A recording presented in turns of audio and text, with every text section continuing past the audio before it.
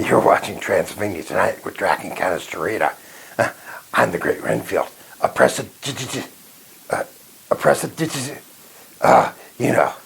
A magician. And right now, I'm going to do a magic trick that will astound you. There's nothing up my sleeve. I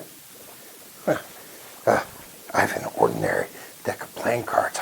I'll fan them out and you pick one. Oh, well, since you're watching at home, I guess I'll just pick one for you. But I won't look at it.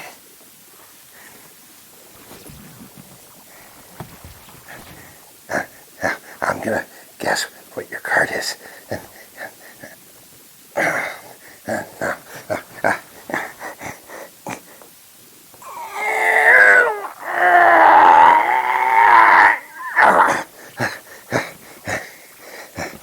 Okay. I know. It's this one. Pretty good, huh? Look out, Dr. Strange. There's a new Sorcerer Supreme in town.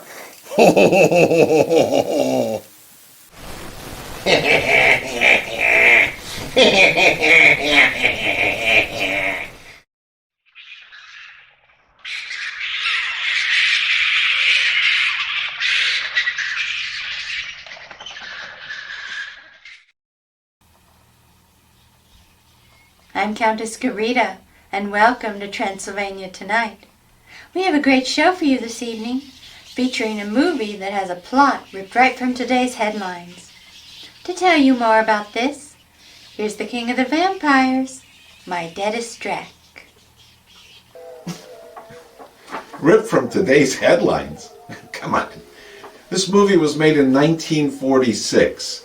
If it seems like a headline from today's newspaper to you, you have the slowest paper boy in the world. Come to think of it, who even gets a newspaper anymore? Do you? I may be almost 600 years old, but even I Googles it. I do. I go, Google, Google, Google, Google, Google, Google, Google, Google, Google, Google.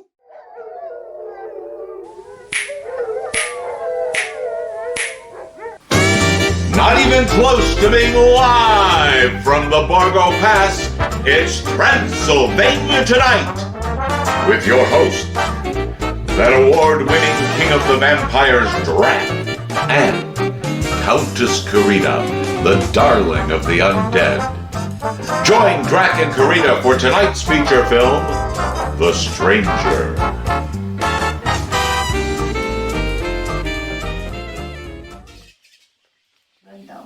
All right, quiet, woman, quiet. Because we're about to start the show, see? We're going to start the show now. So, sit down and dummy up. I'm Drac. She's Countess Carita. And welcome to Transylvania Tonight. We're happy to see you. We think you're all right.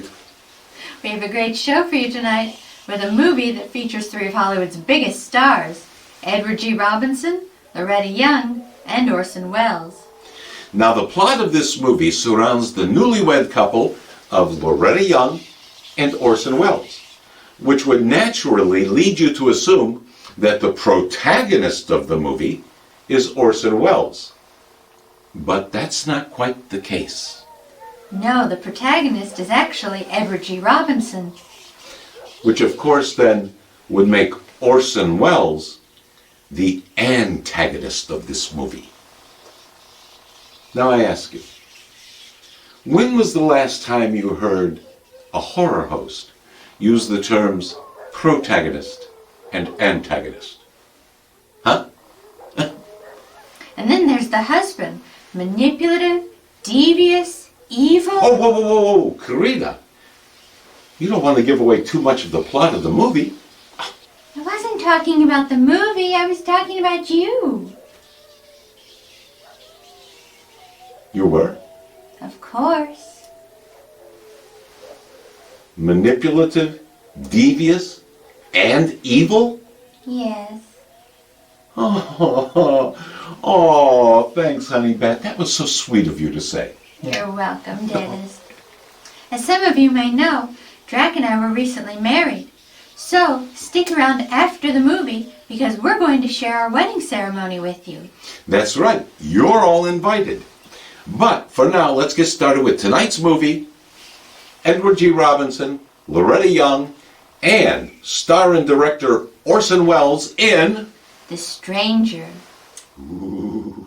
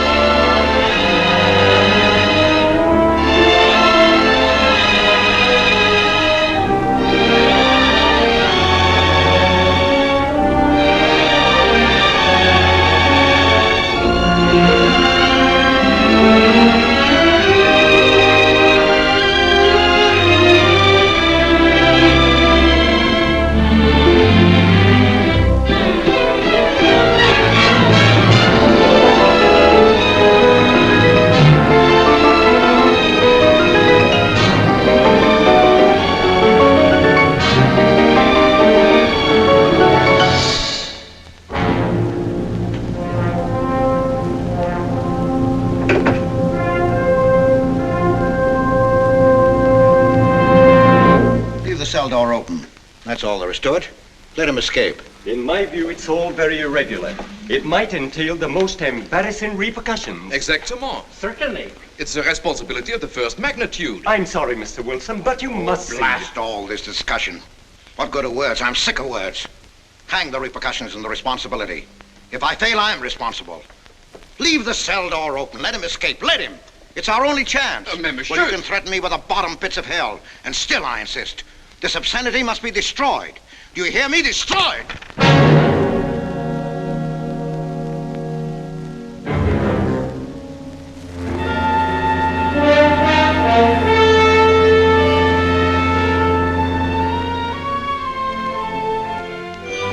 Todos los pasajeros desembarquen. All passengers ready to disembark. I'm traveling for my health. I'm traveling for my health. Tengan listos sus pasaportes. Get your passports ready. I'm traveling for my health.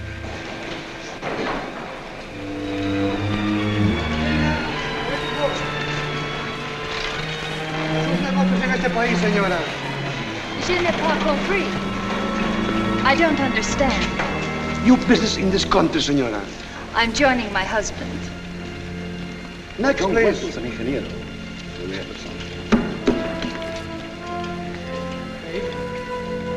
Stefan Polaski. You take care of him too. Si, senor. Your business in this country, senor. I'm traveling for my health. How? I am traveling for my health. Oh. You are a native of what country? Poland. Oh, Holland. Trata permanece. Next, please. ¿Para qué vino usted a este país, señor?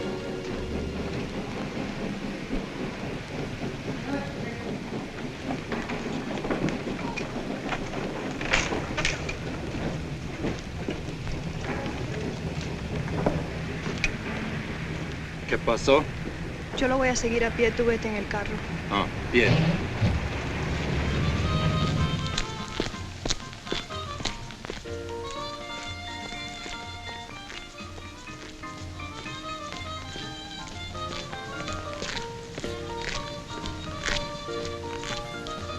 Hotel Nacional, 7702.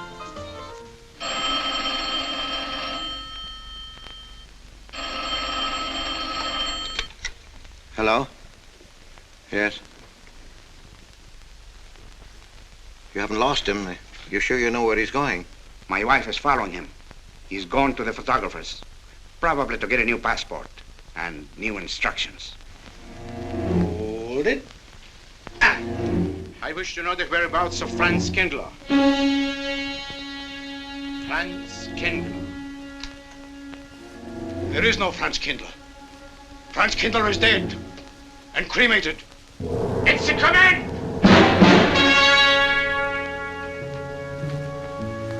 I have a message for Franz Kindler from the All-Highest. It is forbidden? I command you in the name of that authority.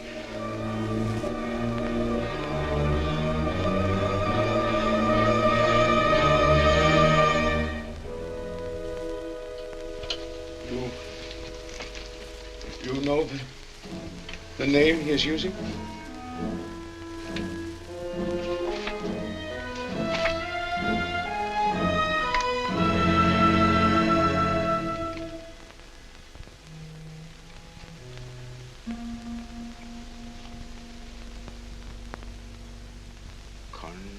Connecticut. In the United States. The town of Harper.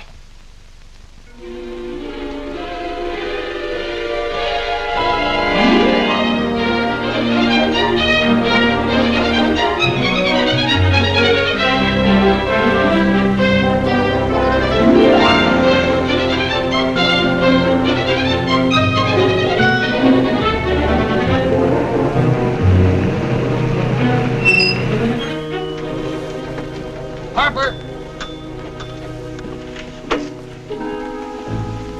Oh.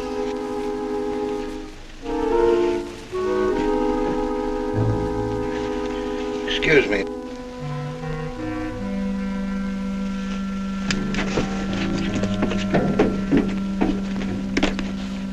From Lake Arrowhead, and is that place crowded? The hotel gave me a room that was so small, every time I closed the door, the knob got bed with me. And you know how cold those brass doorknobs are on a winter night. I had so many blankets. Good afternoon. In that bed, I had Good to use a afternoon. boat to find a place to get Have a out. nice trip? You know, it got so Yes, cold. thank that you. at 4 o'clock in the morning, I got up and lit a Quite a fire. story you have here, Mr. Potter. That's me. We sell about everything here. Two of them started fighting in the little room. Well, I called the manager. I said, hey, there's 2 rats fighting in this room. He said, what do you want for $1.25? A bullfight? About 7 o'clock in the morning, the house detective knocked on the door. He said, is there a maid in your room? I said, no. So he pushed one in. She was a cute little chambermaid. Said to me, did you ever hear the double bed? I said, no. So she said, I just laid it out. Of course, there was another fellow in the room with me. He was at the desk when I checked in. They only had one This room left. suitcase, The clerk said, Mr. I could leave it Bishop, here. you want There's this a bag room? home. I said, Oh, yeah, I don't assume no responsibility. Just put it up on the shelf. It'll be there when you want it. I'll buy this magazine. That'll be in time, mister. What's the best hotel in town? Best place to stay is down at Mrs. Peabody's. It's just down the road here a piece.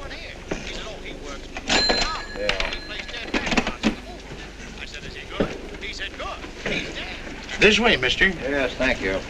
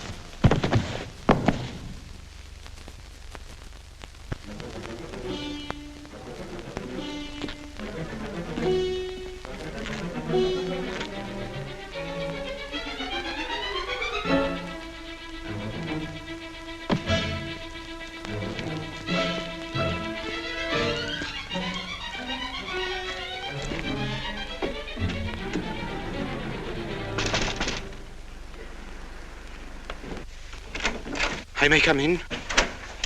Yes, of course.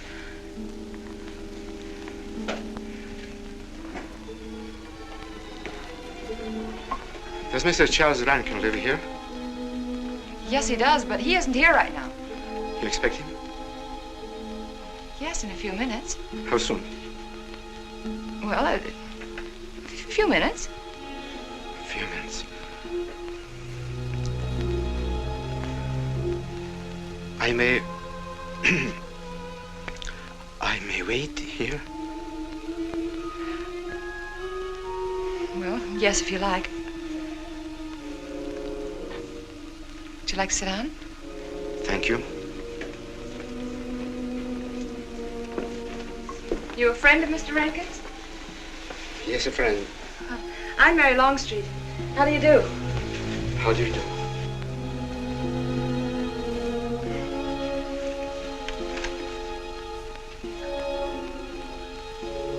Mr. Rankin ought to be here now. Sometimes he stays after his last class, but he'll be coming straight here today, I'm sure. Because this is our wedding day. You're getting married? Yes, at 6 o'clock. I know it's most unconventional, my being here today, but I want to get these curtains up.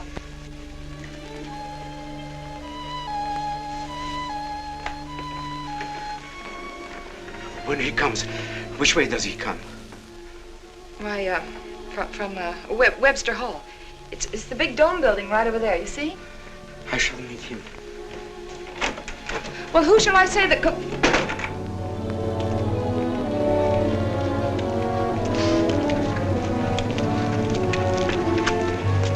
Franz. It's I, Franz. Meineke, we mustn't be seen talking together. Go back to the church, into the woods, you understand me? Follow the path. I'll meet you there.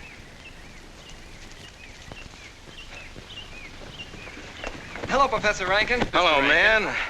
What are you up to? Paper chase. Oh, paper chase? I go ahead and lay the trail. You ought to have Jerry's job, Mr. Rankin, and take a little off that waistline. No, you ought to go with us, Mr. Rankin. Well, where to? The woods. Blondie. Oh, buzzard. The woods? Well, I'd like to. I'm afraid I have a couple of things to attend to. Well, join us later. We'll be out till dark. All right. Oh, we'll catch up with you.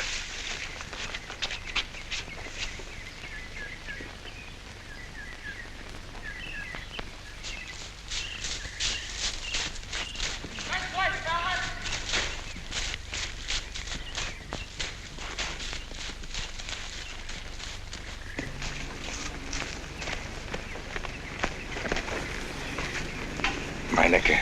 Yes, Meineke. I thought I had been hanged. The others, but not I. A dead man could not stand face to face with you, Franz. You're not much changed. But you're back in your old uniform. Look very much the same. Franz, I am a different man than before. I too am different, Conrad. You know how I gathered and destroyed every single item in Germany and Poland that might have served as a clue to my identity. Well, guess what I'll be doing at 6 o'clock tonight? Standing before a minister of the gospel with a woman's hand in mine, the daughter of a justice of the United States Supreme Court, a famous liberal. The girl's even good to look at. Yes, the camouflage is perfect. Who would think to look for the notorious Franz Kindler in the sacred precincts of the Harper School, surrounded by the sons of America's first families? And I'll stay hidden till the day when we strike again. Franz, there will be another war? Of course. War is an abomination, save the Lord. It is to tell you this that I am here. He set me free that I might come here and tell. Who set you free? Things to you. The all highest. You don't mean? I mean God.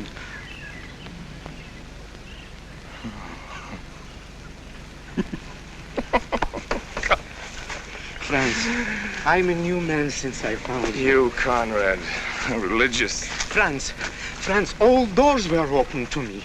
All doors. It was one of God's miracles.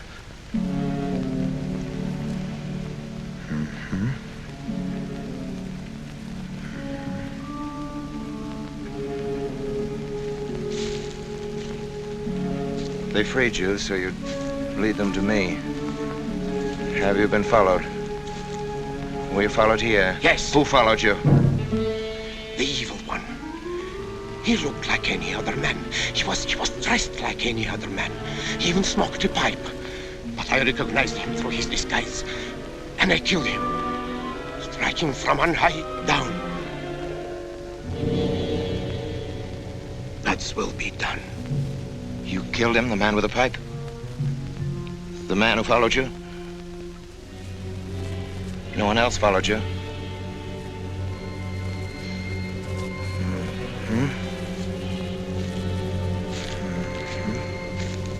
You must be brought to salvation, Franz.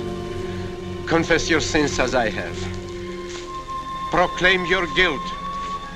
Only thus you can attain salvation. You really think so, Conrad? It will take strength. Such strength as can come only from God. Kneel by me, Franz, and together we will pray to him to give you strength.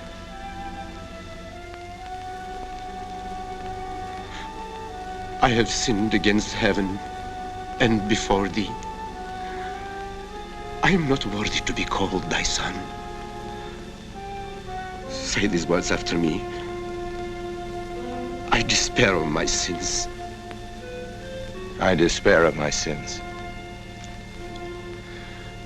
O God of all goodness, how could I ever have offended thee? Of all goodness.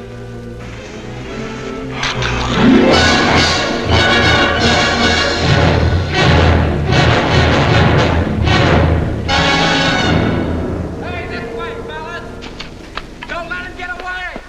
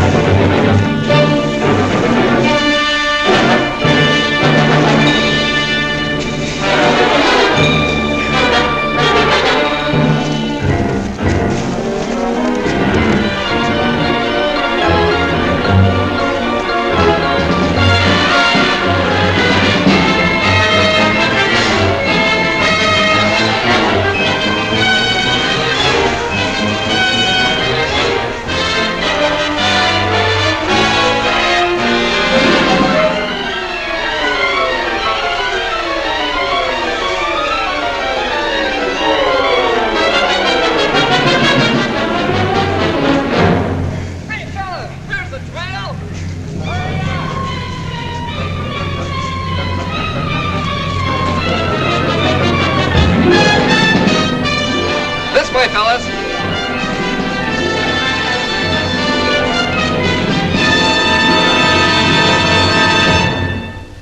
Dearly beloved, we are gathered together here in the sight of God and in the face of this company to join together this man and this woman in holy matrimony.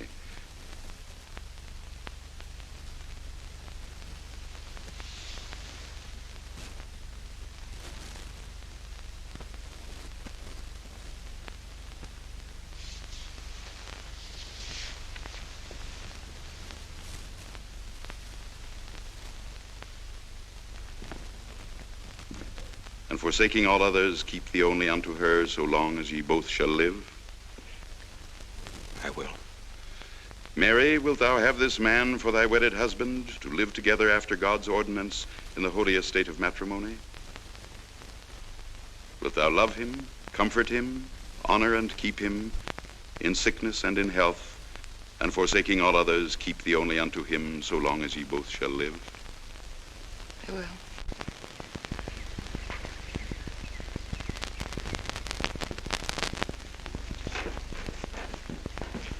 Good afternoon. Afternoon. Wedding?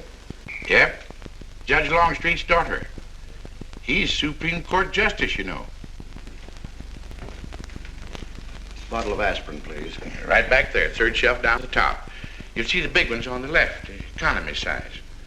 You have to get it yourself, mister. Right back there. All your needs are on our shelves. Just look around and help yourselves. Right in there, right this one. That's it. Living down to Mrs. Peabody's? Just a few days only. Some coffee too, please. Or should I get it myself? Cafeteria style around here, Mr. That's right. Self-service. The usual thing. Yes, that's $3 even, Mr. Todd. No limit on the cream. But all the people around here take it black.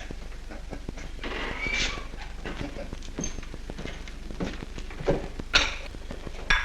one on the right, mister. Oh, thank you. Who's Miss Longstreet marrying? One of the teachers down at school. A stranger in town. I issued the license. Oh. Yep. I'm town clerk.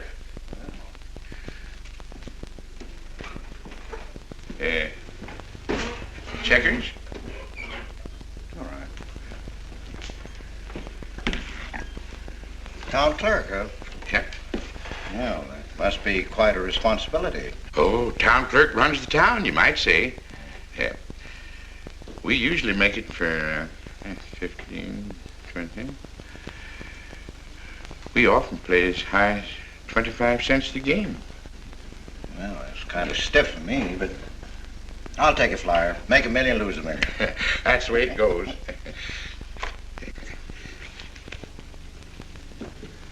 I move. Hmm? All right. Well, you must know just about everybody in town here. Not just about. Know everybody. You're on business? Mm-hmm. Uh-huh.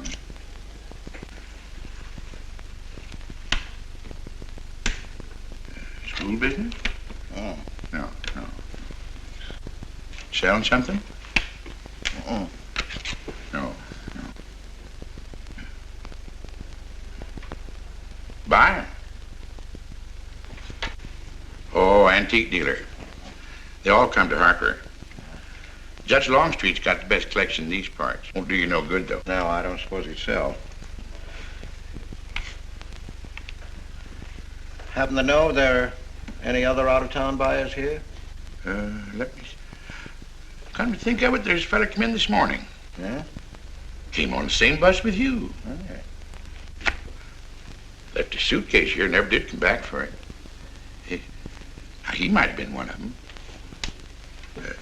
No, he was more of the missionary type. Wasn't in here but a minute, just looked in the phone book.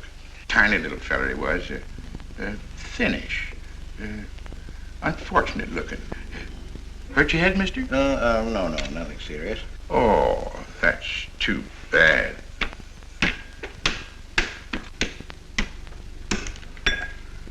It's a game you got to keep your mind on.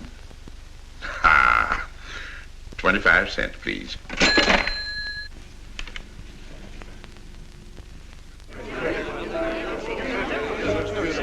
I won't pretend I'm not disappointed, Hello, Jeff. Father. Has anybody seen my brand new husband? Don't tell me he's deserted you already. Yes, looks as if, the brute. Listen, Red, have you seen Charles? No, you go find him for me. Go on, go find Charles. Hurry up.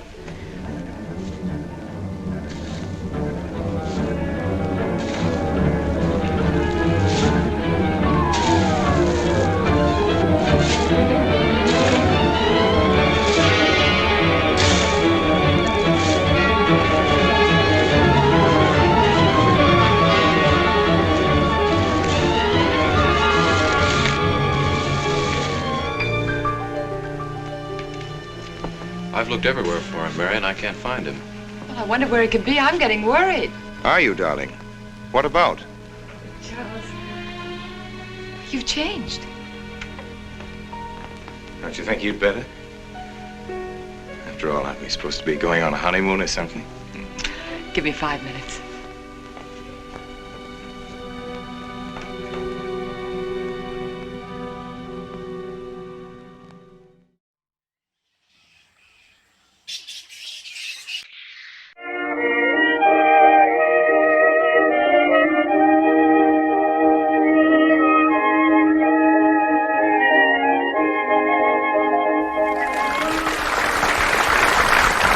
Carita, you're late. Where have you been? I went to lunch. You left for lunch 10 hours ago. What took you so long? Well, I went to the restaurant and sat down, and I placed my order, and then I decided to go to the restroom to freshen up. That's when the trouble started. So the trouble started when you went to the ladies' room. Yes, everything was fine until I saw the sign above the wash basin. What sign above the wash basin? The one that says employees must wash hands. It said employees must wash hands. Yes, but there wasn't one anywhere. It was hours and hours before the rest came in. The rest? Yes, the rest. Who is the rest? That's the lady that takes your order. Oh, you mean the waitress. Oh, so you know her too. That's a good name for her because I had to wait and wait until the rest came in. You did you? Yes, and if she doesn't step up the pace, she'll get a bad reputation. Everybody will start calling her waitress. But she did show up. Well, finally. What happened then? Well, I showed her the sign and she washed my hands. She did she? Yes, but she was laughing the entire time she did it. I don't think she takes her job very seriously. Then what happened? Well, I tipped her $1 and then I gave her another $1. You gave her another $1? Yes, because I realized I had touched the first $1, and then I remembered how dirty money could be. So you needed to have your hands washed again. Yes, and the rest was laughing the entire time again. But then everything was okay, right? Well, no. You see, when I got back to my table, I found that my lunch had gotten cold. I see. Well, what had you ordered, Carita? Potato soup. Have you ever had cold potato soup? Vichyssoise. Drac, watch your language. Say goodnight, Carita. Good night, Carita. Good night. And, why? Because I love her, that's why.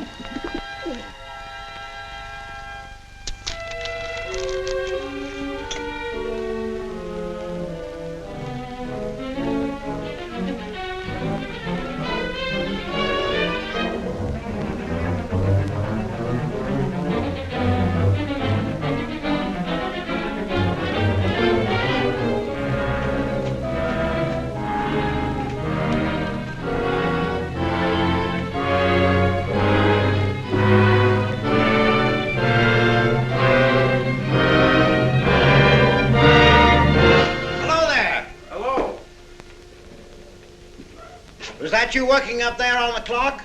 No, I was just cleaning around it. Oh, it's a beautiful thing, from what I can see out front. Beautiful.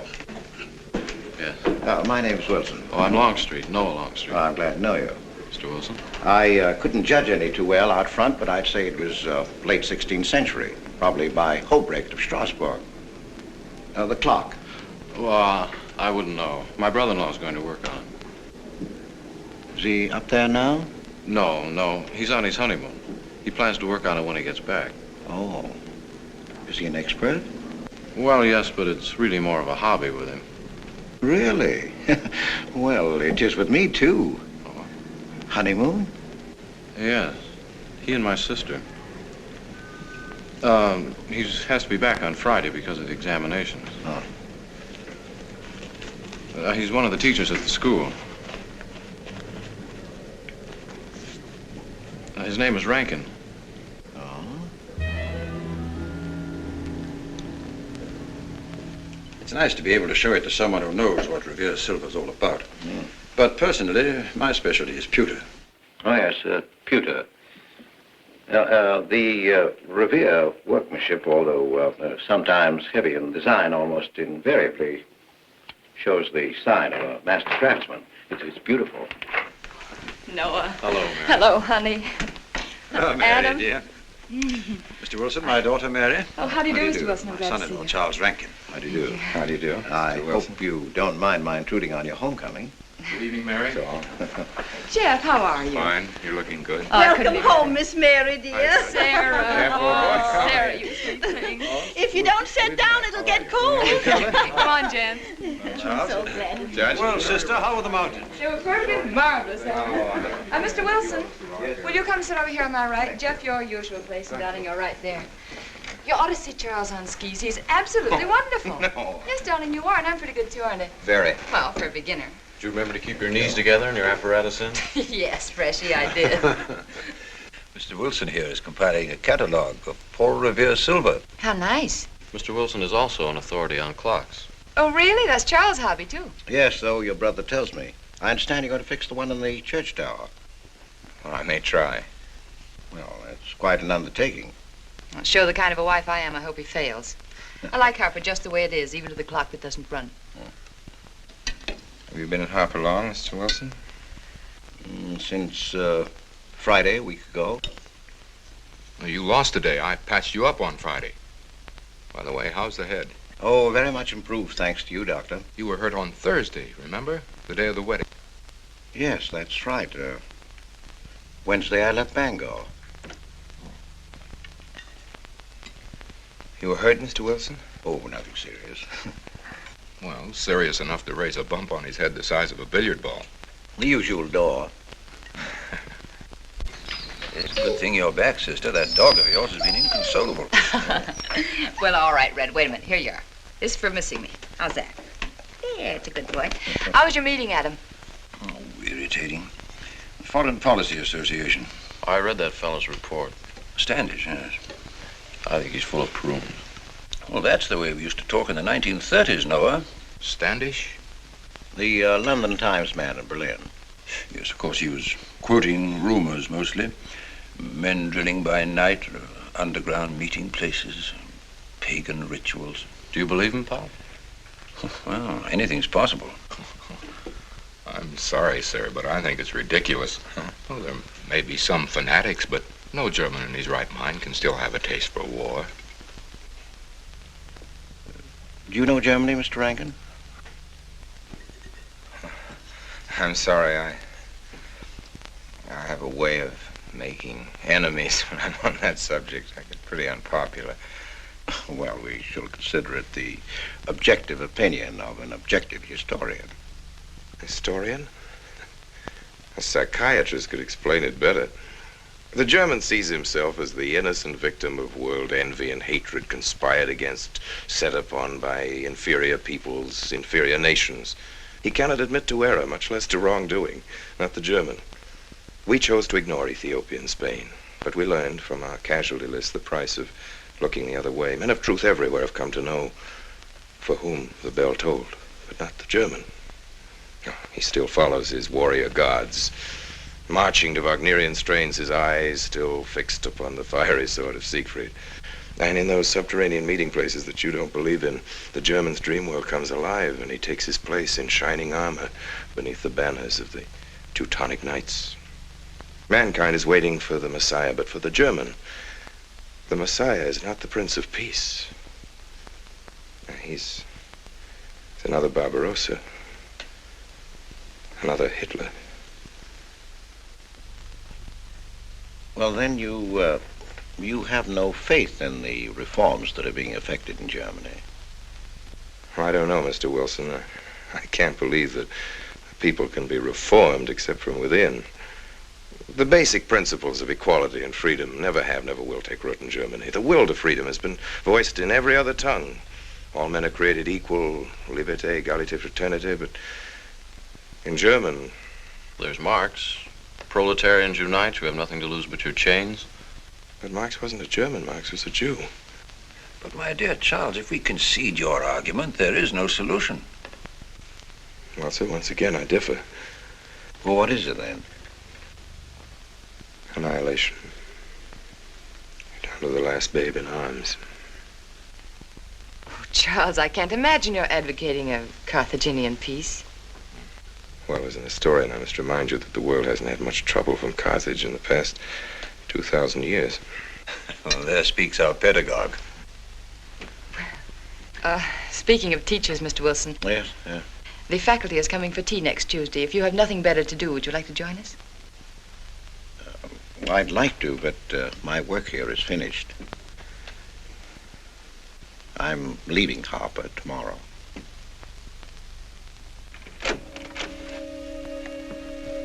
Extraordinary, isn't it? Clocks being Mr. Wilson's hobby, too. Yes, isn't it? Well, Red, how do you like your new house? He loves it. Come here, Red. I think I'll take you for a walk. Come here, boy. Oh, darling, you don't have to take him out. Just let him out. He won't run off. All right. I need the walk. I'm restless. Come on, boy.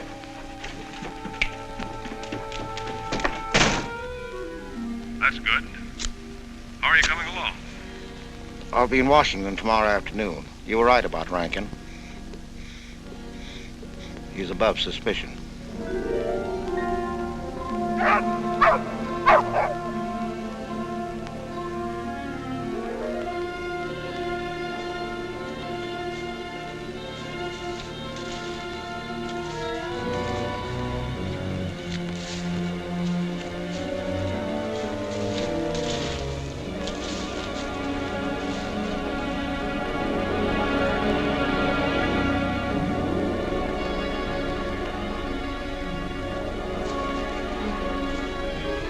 Here, Red.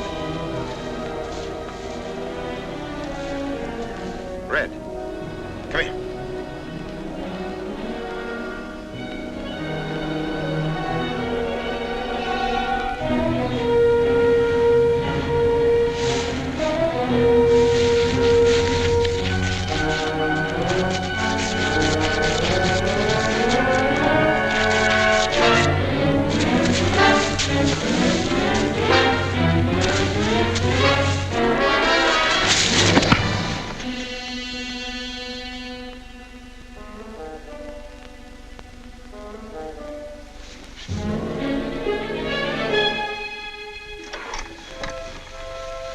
Give me long distance.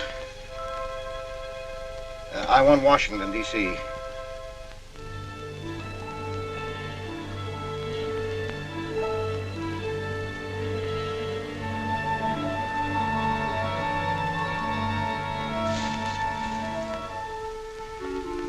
Well, who but a Nazi would deny that Karl Marx was a German because he was a Jew? I think I'll stick around for a while.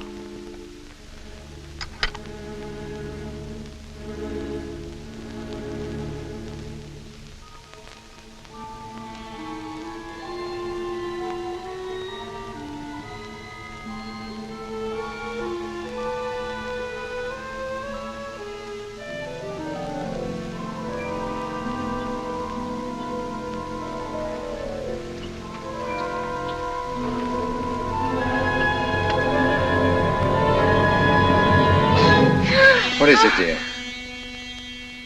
Oh, I'm sorry. I was dreaming about that little man. What little man? Oh, you know, dear, I told you about him. He came here the day we were married. Light me a cigarette, will you?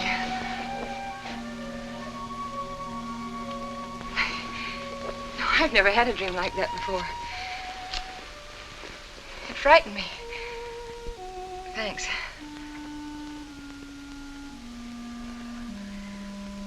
You know, the little man was walking all by himself across a deserted city square.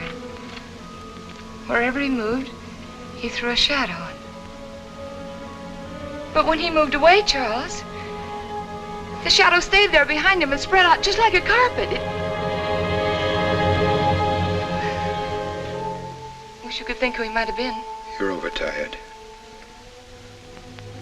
Yes, perhaps.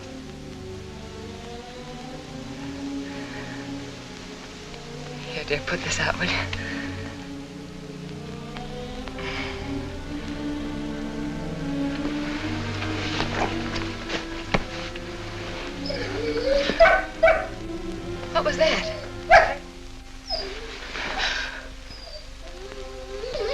sounded like Red, Charles. What in the world's the matter with him? I put him in the cellar. Darling, no wonder he's howling. He's never been locked up in his entire life. Red is to live with us. He must be trained. At night, he will sleep in the cellar. In the daytime, he'll be kept on a leash. Charles, I don't believe in dogs being treated like prisoners. Red's my dog. Please, Mary. I know what's best.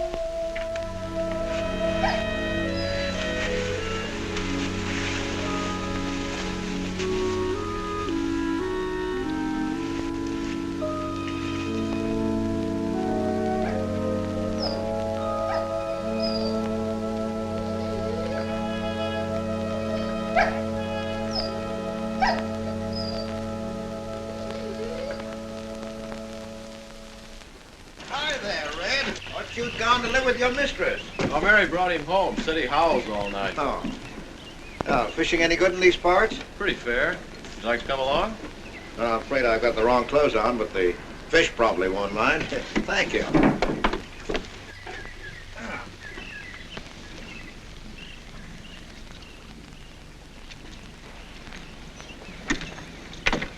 I'm just not lucky today, that's all. Would you like a candy bar? Well, I don't mind if I do. Thank you. Oh. All your folks like fishing? Oh, my dad's great. He always brings in something. Well, what about Charles? Charles? Oh!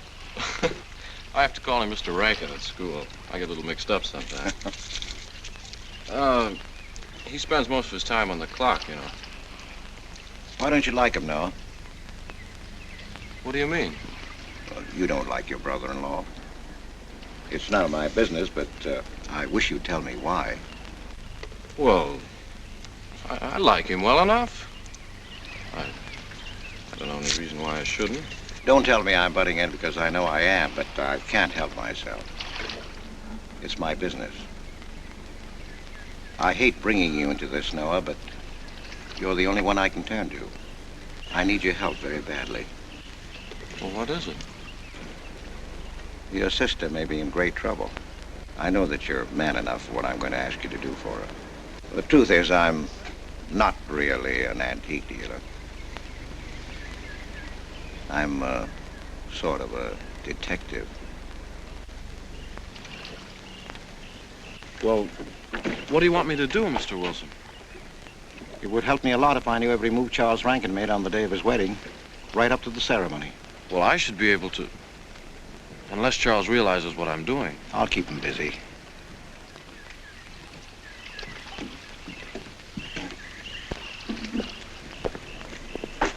Gee, Mr. Wilson, you must be wrong.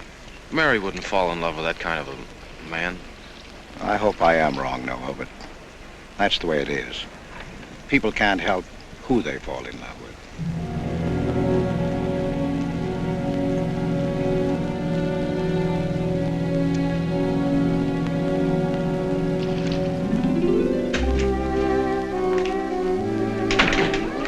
Good evening, Mr. Fowler. Good evening, Mr. Wilson.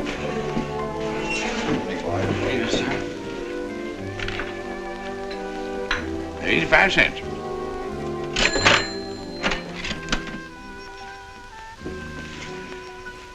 Here you and Professor Ankton aim to fix the clock. We'll try.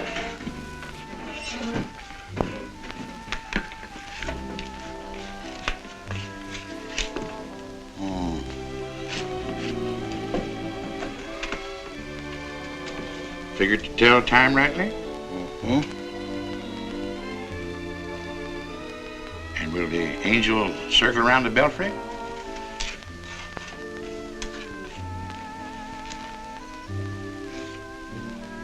Is that a man or a woman angel, Mr. Wilson? I don't know.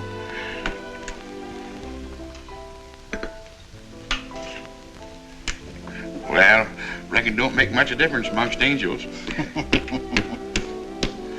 Well. Give up? No. We'll play it out.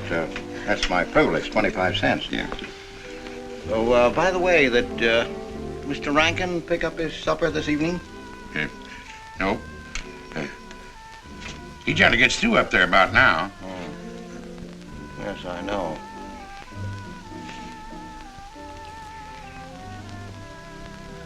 Gets dark early these days.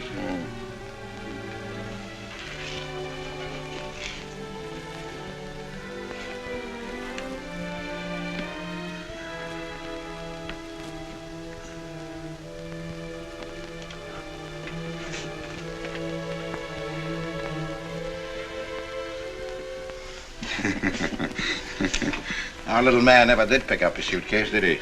Nope. Strange. Ain't it, though?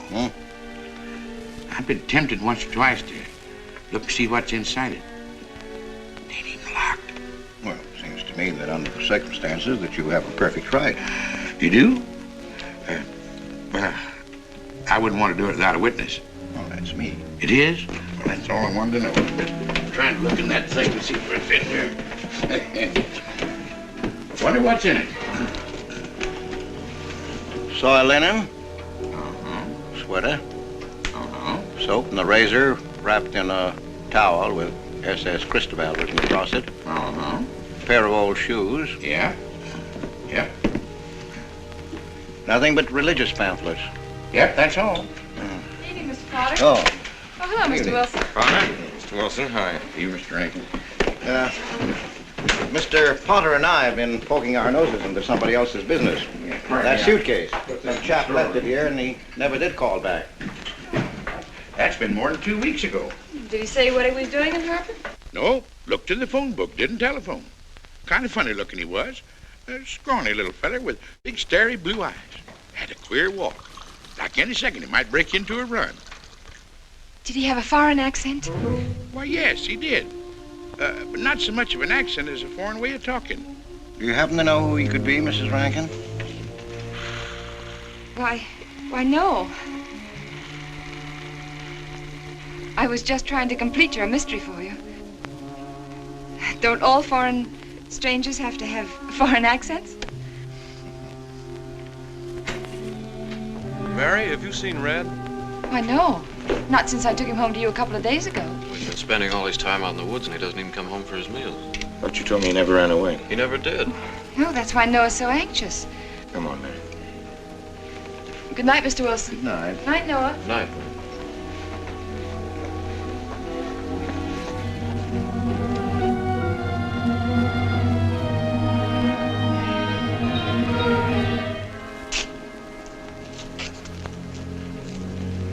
Were you able to find out anything? Meineke did go to Rankin's house, and your sister did see him. Did Mary say so? She started to.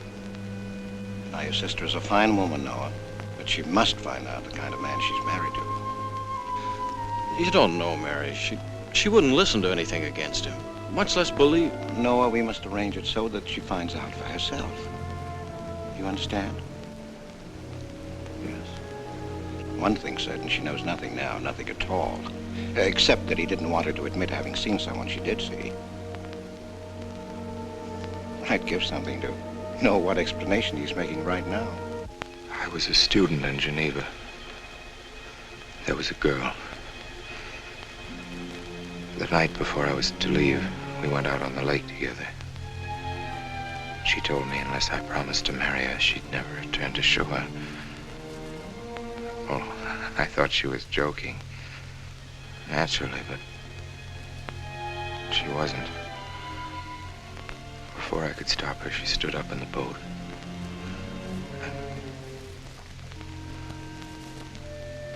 Well, I dived in after her, but it was too late. She was gone. Only one person knew we were on the lake together. Her brother. He knew I hadn't murdered her, but he told me he'd be willing to call it an accident for compensation. I gave him all I had and left Switzerland.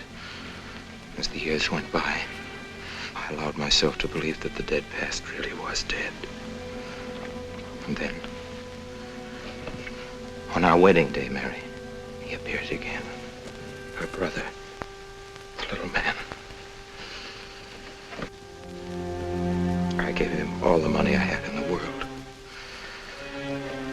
And he went away again. Oh, darling. You should have told me. I've not carried this awful thing around by yourself.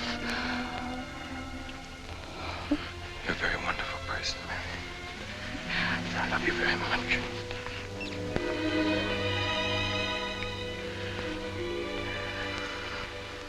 Oh, Charles.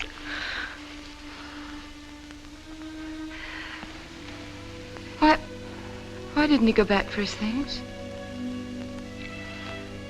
Well, I suppose once he had money, he could afford better.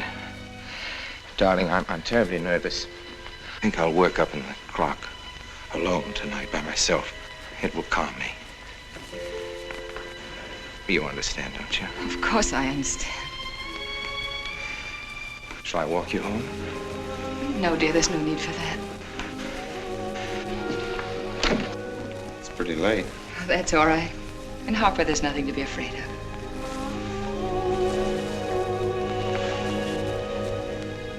I love you.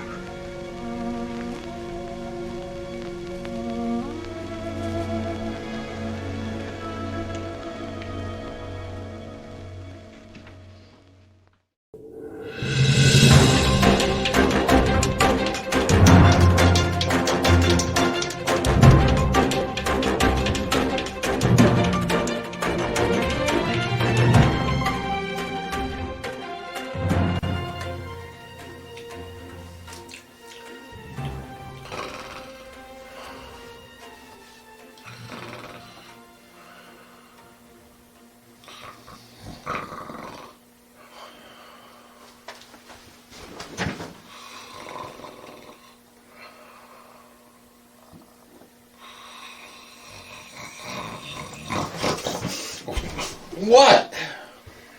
You're on. I'm not on anything. I was just taking a nap. No, I mean you're on. Oh. Mm-hmm. I'm Drac, and this is the Borgo Pass Report. Our top story tonight. Have you got anything? No? Neither do I. Slow news night. Yep, slow news night. Uh-huh. Well, maybe Madame Watercrockanova has something for us. Are you there, Madam? Do you have anything for us? Sorry, Carita. Nothing? No, nothing is going on here. Nothing. Do I dare say things are dead? Okay, well, maybe Renfield has something. Oh, good idea. We can always count on Renfield. Are you there, Renfield? I'm here, Master. So, what do you have for us tonight? Me? I got nothing. Nothing? Nothing. I thought I had something. I thought I had a human interest story about a tap dancing rat I found in my cell. Oh, a tap dancing rat? Wow, that would be a great human interest story. It would, but it turned out he just had fleas and was scratching himself. So I ate him. You ate him? Of course you did. What am I thinking? Yeah, and the fleas turned out to be a really tasty garnish. Okay. Well, if anything comes up, you be sure to let us know, Renfield. Yeah, you got it, Master. Anything new? Okay. Well, that's all the time we have for this time. We'll see you next time on the Borgo Pass Report. Our top story tonight, I'm going to finish my nap.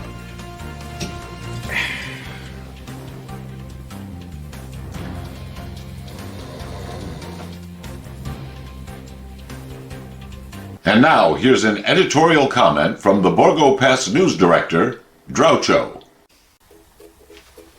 Groucho here, the Borgo Pass news director with an editorial comment. Why, what's all of this echo that I'm hearing through the newsroom this evening? that it's a slow news day. I'm hearing it from everybody. I'm hearing it from Drac and Countess Carita, Madam What a Crocanova, and even Mr. Renfield. Oh, they whine. It's a slow news day, Groucho. Nothing's going on. Well, don't these so-called journalists know anything about the history of their profession? They should have all studied William Randolph Hearst. If there was no news going on, he'd create it. Man bites dog. Man jumps off the Brooklyn Bridge. You supply the photos, I'll supply the war. That's what they should be doing. If it's a slow news day and there's nothing going on, just make something up. Why, everybody's doing it. In fact, I do it all the time. I just made up this editorial comment. I'm Groucho, the Borgo Pass News Director, and this has been my spur-of-the-moment slow news day made-up editorial comment. This has been an editorial comment from the Borgo Pass News Director, Groucho.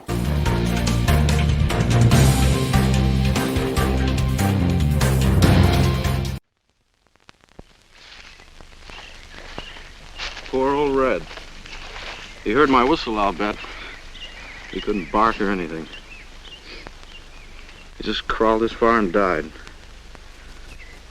Why do you think he died? Well, let's go and find out.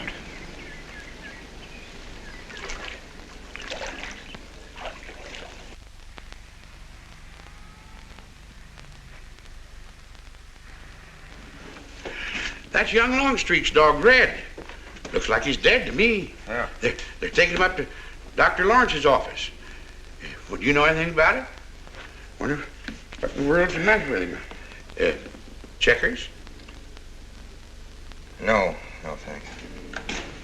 That Coke's a nickel.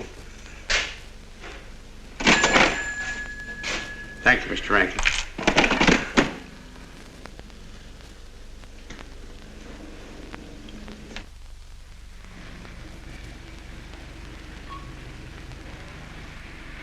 Doctor, how long could the dog have lived with that amount of poison in him? Oh, not more than a minute or so, I'd say. Well, then Red must have been poisoned within a few hundred yards of where you found him, Noah. And the latter part of the distance, he must have been moving slower and slower.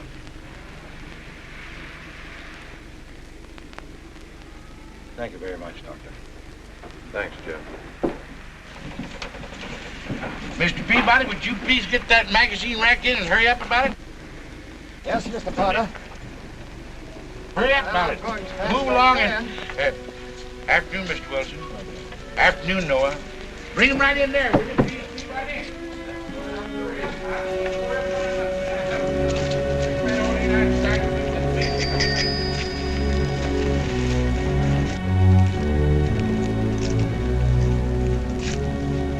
What does the law say about this kind of murder?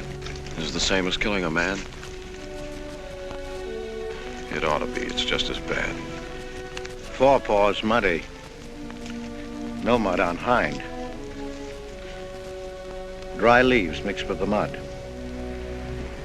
Red must have been digging somewhere in the woods. Have you any idea what for, Mr. Wilson?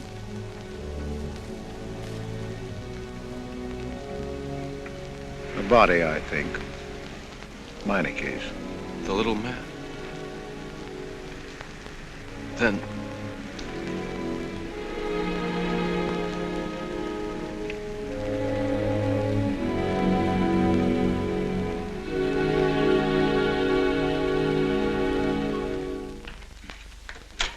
Just caught me. Anything wrong? Wrong? Oh, you mean closing up like this? Yeah. Just going on a search. What you after? Found a machine on what search? For the body. State police deputized half the town. Just reach up there for a show. One misses the news up in the clock tower.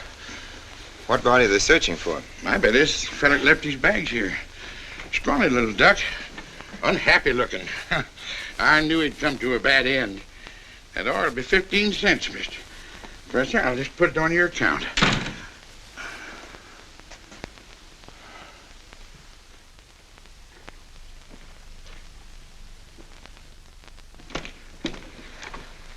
Oh, Sarah told me you're up here. Oh, Why are you packing? Are we going somewhere? We aren't, dearest. I am. What are you talking about? As a rule, men leave their wives because they don't love them, but I must leave you because I do. Oh, you won't object once you know the kind of man you married.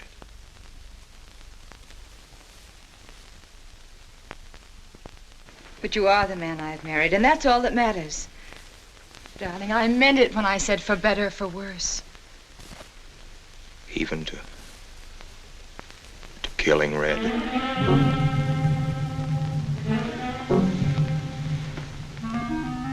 You couldn't. It was an accident. No, I meant to kill him. Murder can be a chain, Mary, one link leading to another until it circles your neck. Red was digging at the grave of the man I killed. Yes, your little man. You killed him? With these hands. The same hands that have held you close to me. Now are you satisfied to let me go? Why? Why did you do it? I'd have given him all I had, but his dreams were far grander. He knew that your father was well-to-do. He knew that Justice Longstreet would be glad to protect his daughter from any scandal by paying a few $1,000. Oh, Mary, I should have gone away and lost myself in a world where he could never find me, but I loved you, and I was weak. Darling, if one of us goes, we'll both go. You would have shared half my trouble if I'd had any. Charles, what is there to connect you with that man? Nothing, actually. You're the only one that knows I knew him. Well, then you need have no fear. If I'm the only one who can speak. But Mary, in failing to speak, you become part of the crime. But I'm already a part of it. Because I'm a part of you. Yet you shuddered at the first touch of my hands as though it was the touch of death. It's nerves.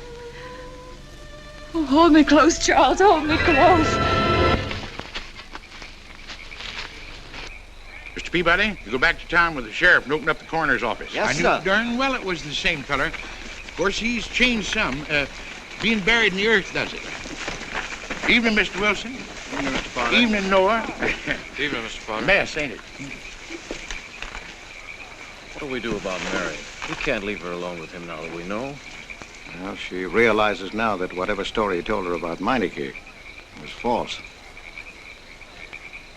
Noah, I think your sister should be ready to hear the truth. Charles. Will they make me look at the body? I shouldn't think so. Because I couldn't do it. I mean, I don't think I could. See, I've never seen a dead person.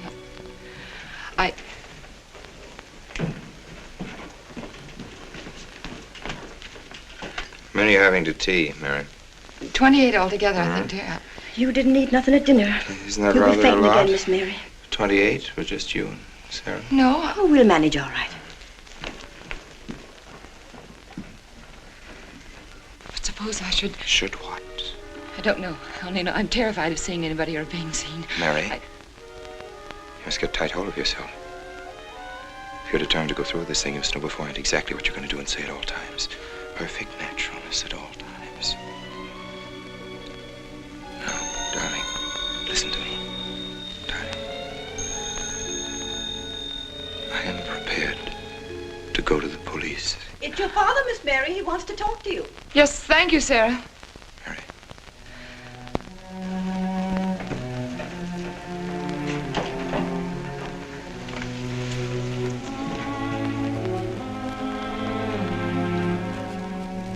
Hello? Yes, I think so. Just a minute and I'll see. He wants me to come over. Did he ask me to? He said he wanted to see me alone. There's nothing unusual about a father wanting to see his daughter, is there? Is there? No. All right, Adam, I'll be right over.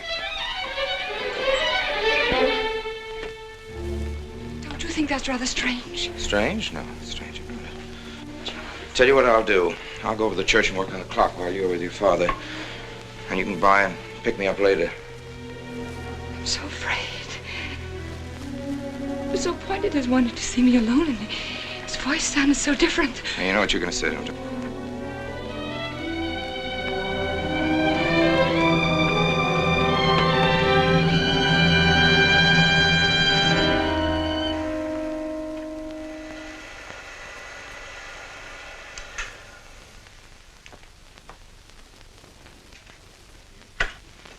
Come in, Mary. Is something wrong? Mr. Wilson is here on a very serious matter. We must try to help him every way possible. What do you want to know, Mr. Wilson? You know about the body that was discovered yesterday, Mrs. Rankin? Yes. Did you ever meet the deceased? No, I never met him. Have you seen the body? No. Well, then, how can you be sure you never met him? Of course, I can't be certain. Mr. Wilson, do you suspect me of something? If so, what? Of shielding a murderer. Perhaps this photograph will refresh your memory. Do you recognize this man? That is Conrad Meineke, commander in charge of one of the more efficient concentration camps. You know him, don't you? You have met him here in Harper. No, I've never seen that man, Mr. Wilson. Judge, would you mind putting out the lights? I've been showing your father some films, and I'd like you to see them, too. I'm on the Allied Commission for the Punishment of War Criminals. It's my job to bring escaped Nazis to justice. It's that job that brought me to Harper.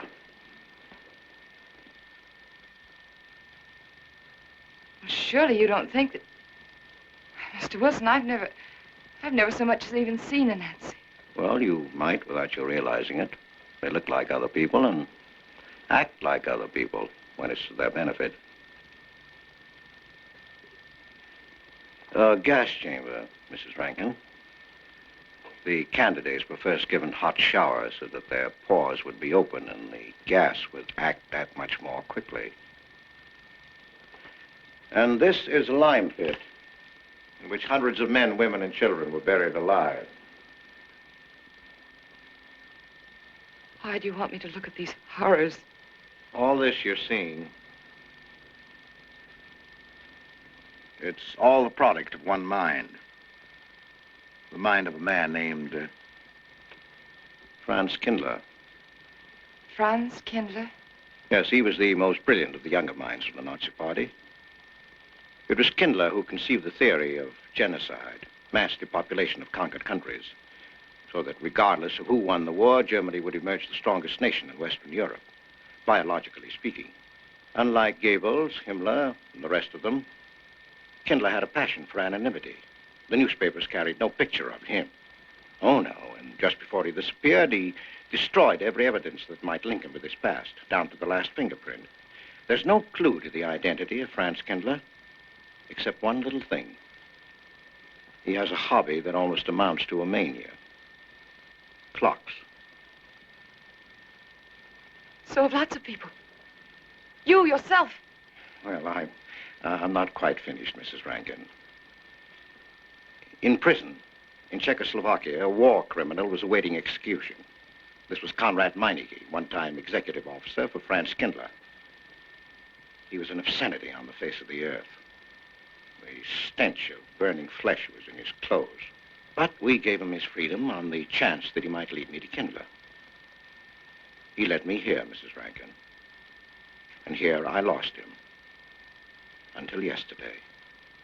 Your dog Red found him for me. But unfortunately, Meineke was dead and buried. Now, in all the world, there's only one person who can identify France Kindler. That person is the one who knows definitely who Meineke came to harbor to see.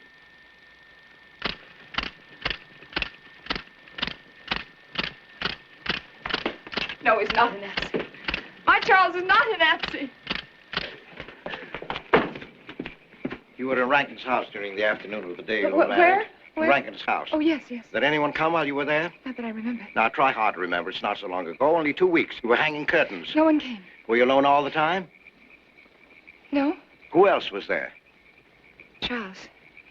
He came right after his last class, and we were together for more than an hour. You have nothing to link my husband with this man, Kindler, except a wild suspicion. It's a ridiculous suspicion. You're trying to use me to implicate him, and you can't. You can't involve me in a lie, and that's all it is a lie. It's a lie, you know. It's a lie. It's a lie. Mary. Wait a minute, Mary.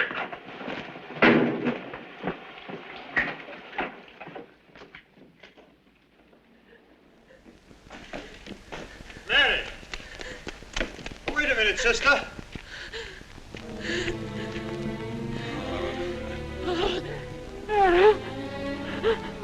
That's better.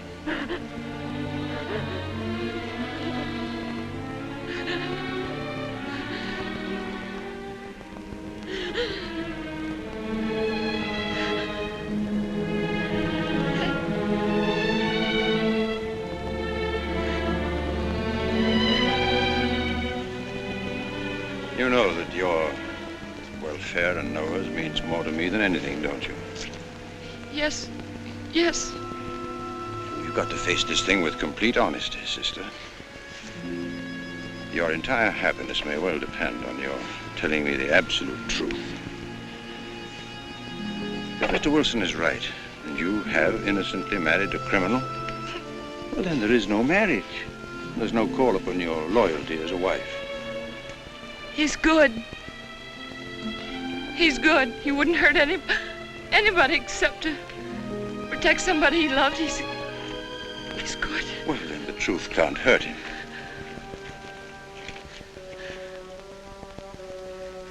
Charles was not with you that afternoon, sister. I remember you saying so when you came home. You're against him too, Adam. Yes, you are. You've never liked him. That's why you don't believe me now. Leave us alone, Adam. He's not a Nazi. He's not one of those people. He's not. Leave us alone.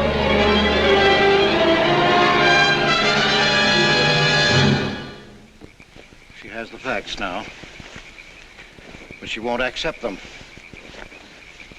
They're too horrible for her to acknowledge.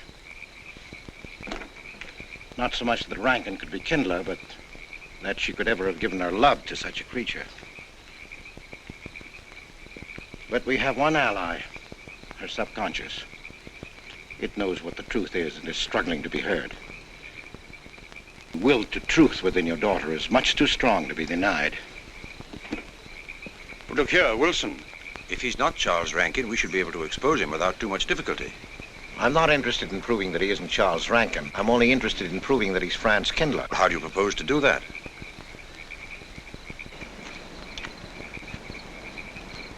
Through your daughter. If I'm mistaken, she's headed for a breakdown. That's the usual result of a person being inwardly divided. Rankin will recognize this, and that's what I'm banking on. What do you mean? Well, he can't afford to trust a person approaching hysteria. He won't. He'll have to act. He may try to escape before she collapses, which would only be an admission of guilt.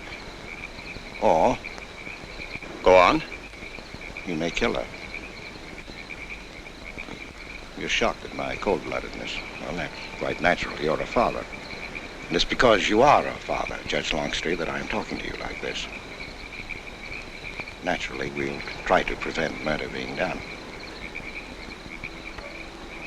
However, the proof that murder is his aim would be the strongest evidence that your daughter could have.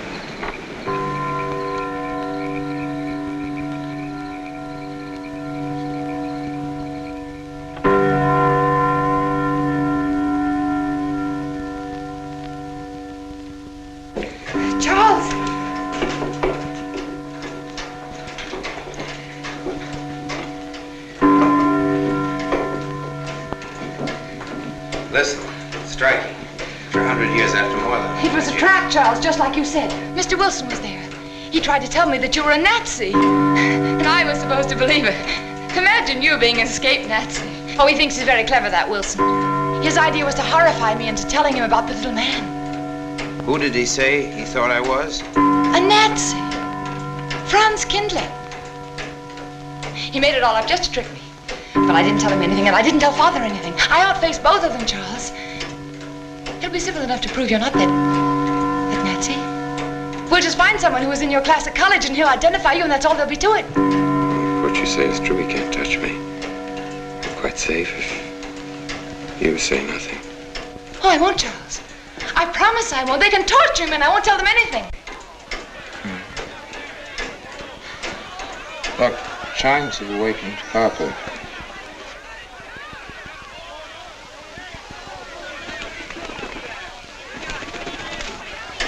We must go down and greet them.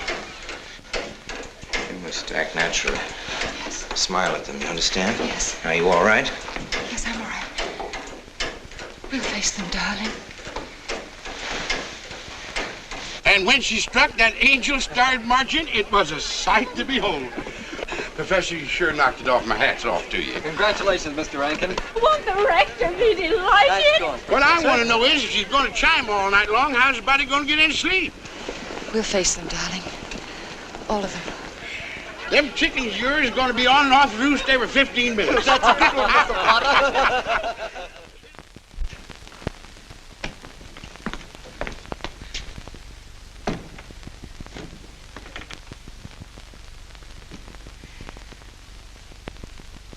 Sarah.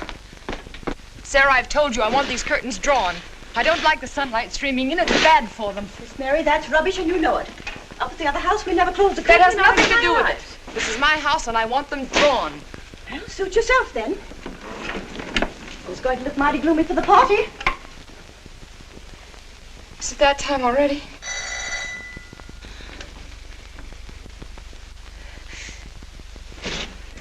Were you able to see when they opened the grave, Mr. Randall? Was Yes. it too horrible? Well, not the most pleasant sight. Oh, there's Mary. Hello, Mary.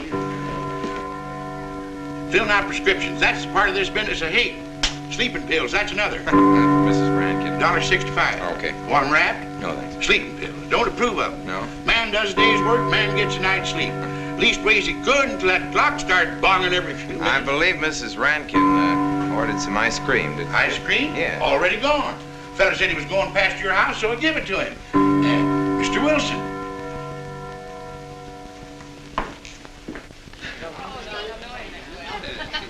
Mrs. Rankin. Wouldn't dream of setting foot outside the house unless Fred were along. Who knows? He might be anywhere. The murderer, I mean, waiting for a new victim. I hope you haven't forgotten you were kind enough to invite me, Mrs. Rankin.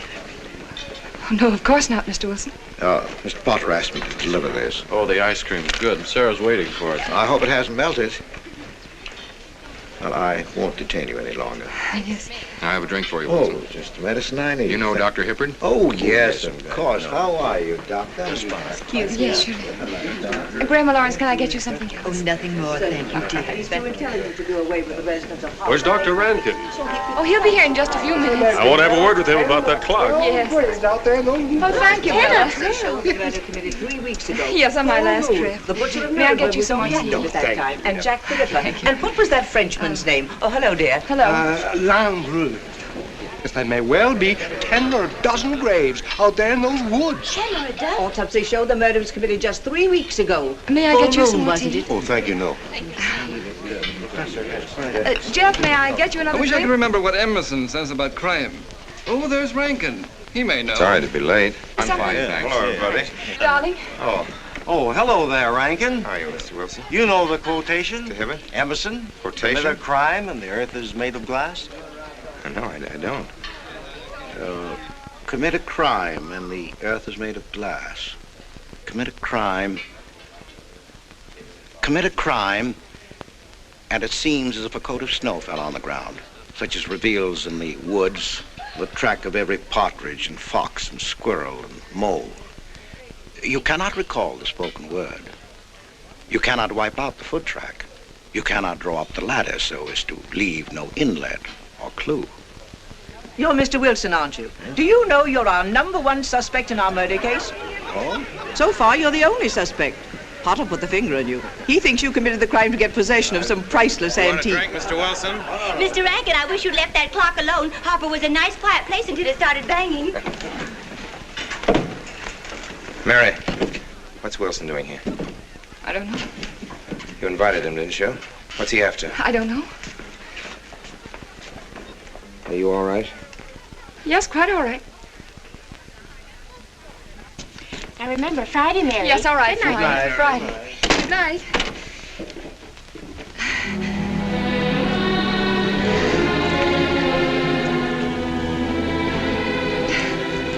May I help you, dear? No! No! Mary. No. Mary. That's all right, dear. It's all right.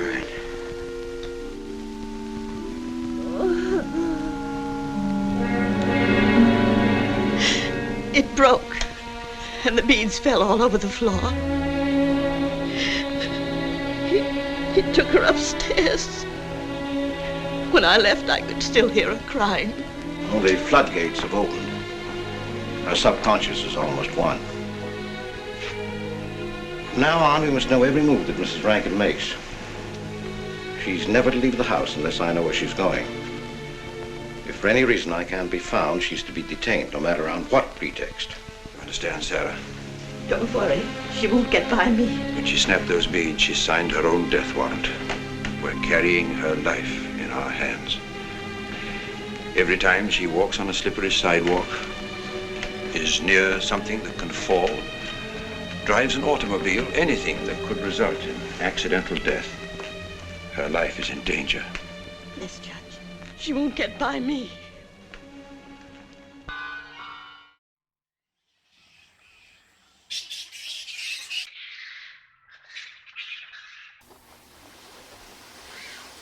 Hi, babies. What are you doing? I'm reading Monster Bash magazine. Oh, that's nice. What are you doing? Well, I thought I'd put my painting of the Frankenstein monster right here between us. Okay. Yeah. So, anything really good about this issue of Monster Bash magazine? Well, of course, Ron Adams' articles are always very good. Oh, I always love him. He's so insightful. There's also a good article by Frank Dell'Ostrido and Oh. one by Leonard Hayhurst. Really? Lots of nice pictures, too. Well, there are always a lot of nice pictures. Yeah. Anything else?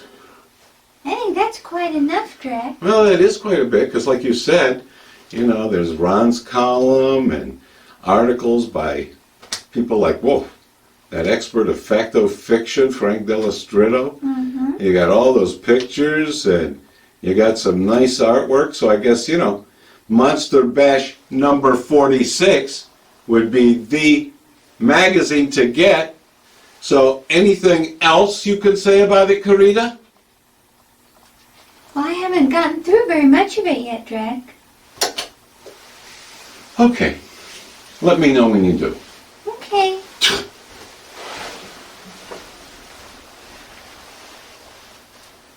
I was just teasing. I know Drac's very excited because his artwork is appearing on this issue's cover, number 46. And you can get your copy by going to www.creepyclassics.com.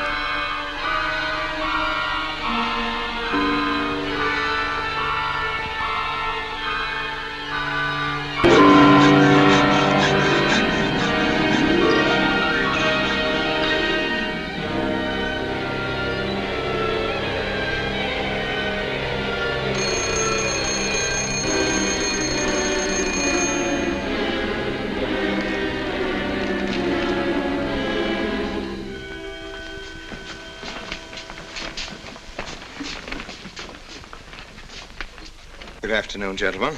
Good afternoon, sir. Today we will attempt to finish with the career of Friedrich the Grosser, König von Preußen, Kurfürst von Brandenburg, Prince von Polen. Frederick the Great to you.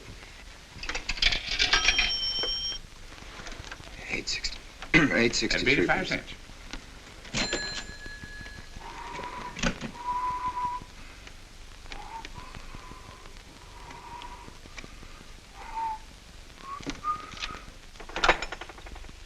Hello? Oh, Mary. Mary, this is Charles. Can you hear me, dear? I can't speak very loudly where I am, but I want you to understand this. Something very important has come up. You must come to the church immediately. The church tower. Understand? Yes, I understand. I don't want anybody to know that you're going there. Mary, don't tell anybody you're going. Go to the church tower and leave your car in the rear and come in through the back door. Okay? Right.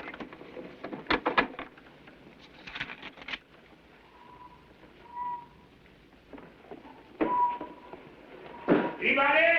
They're coming. Well, go fast as all. Yes, sir. Stack that wood down there with the rest of them, then get back to work. Yes, sir.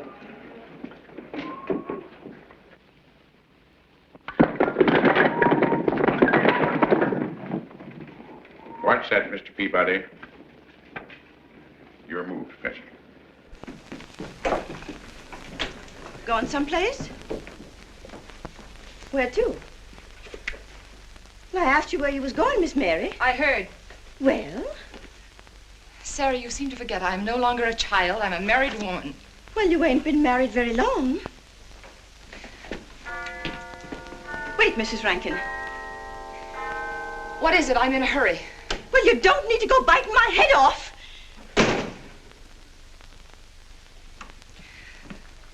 What is it, Sarah? Well, I don't... If you've got something to say, say it. What is it, Sarah? I don't know what's got into you lately. Indeed, I don't. You never was mean to me like this back at the old house. Sarah, Maybe I've outworn my usefulness. I'm not as young as I used to be. Maybe you don't want me around anymore. For heaven's sake, stop talking such nonsense, Sarah. Well, it's true, and you know it. I'm going to pack my things and leave here. Indeed, I am. Sarah, I'm sorry if I've hurt your feelings. I didn't mean to. Really, I didn't. Sarah. Now, I couldn't get along without you, and you know that, don't you? Well, don't you? Honest, Miss Mary? Yes, honestly, Sarah. Oh, Miss Mary. Oh, Miss Mary. Sarah, please, wait just a minute. Sarah, you'll never leave me, will you?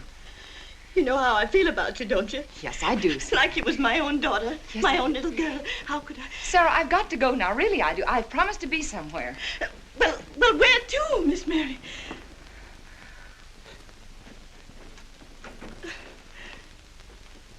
Stop fussing, Sarah. It's a secret. Oh, Miss Mary! What's the matter? Sarah, what's the matter? My heart. What's the matter? I can't breathe. The pain. Oh, no, Miss Mary, please don't leave me. No. Oh, don't leave me. Lie right there and keep quiet. Keep quiet now, Sarah. Maybe I'm dying, You're Miss not Mary. dying, will you? Stay with me. I won't leave you. 130, please.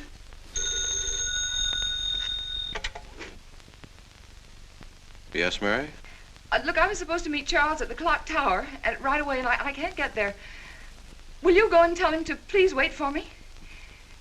And no one's to know where or why you're going. It's important. All right.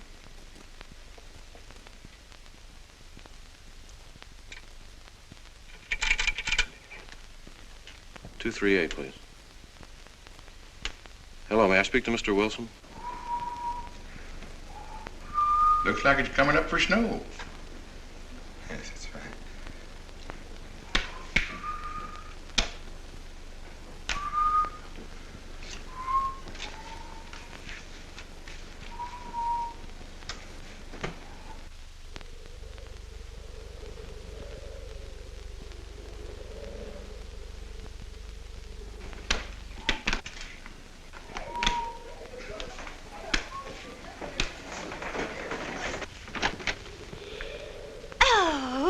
Mrs. Rand, Mrs. Lundstrom. Isn't it after hours? You ladies are working too hard at the library. Oh, no, Mr. Rankin. We closed as usual at 3:30.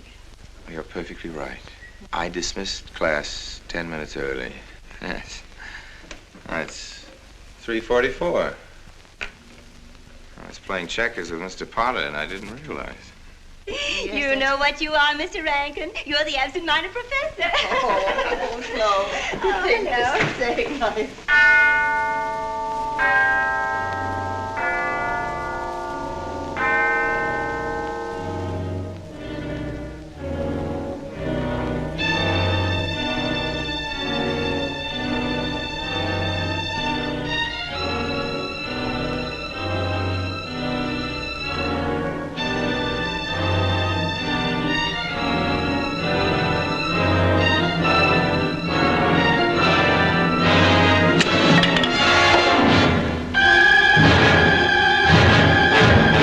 Sure are lucky today. I am. You sure are. Good afternoon, Mr. Potter. Afternoon, Mr. Hill. I'm sorry, Mr. Potter, I can't find him. What? The earmuff. Right over there by the mittens. Come on, Mr. Potter, help us look. Well, I'll be right back in a minute, Professor.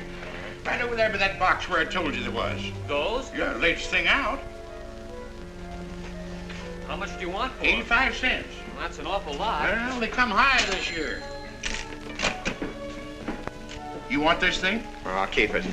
You know, Mr. Potter, you're a bad influence. I intended only to spend a couple of minutes. You've made me spend the whole afternoon. Look what time it is. Yeah. I'd like to get even.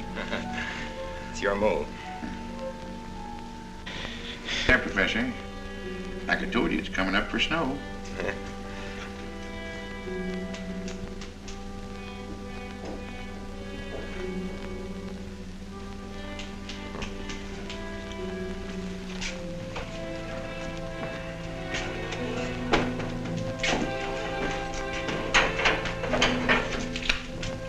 Look here, Professor.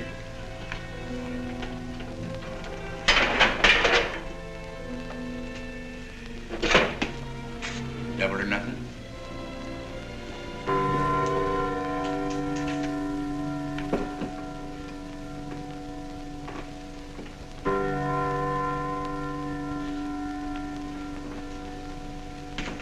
Afternoon, Mr. Potter.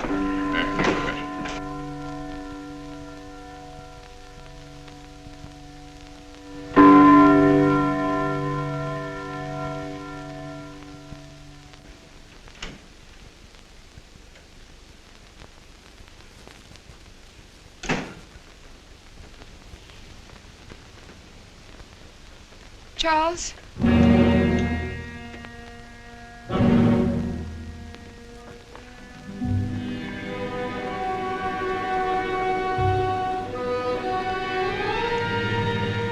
He didn't go to the church. No, Sarah. Sarah? What about Sarah? Well, just as I was leaving, Sarah had some kind of an attack. She's resting now, yes. And Jeff said it wasn't very serious, but that I should stay with her. Mm-hmm.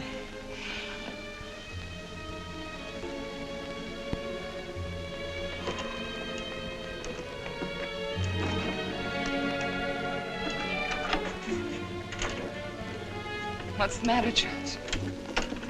Nothing's the matter. Then why did you want me to go to the church? You said it was important. It isn't important. Nothing actually. It's my sense of proportion is failing me these days. Please, Charles, what is it?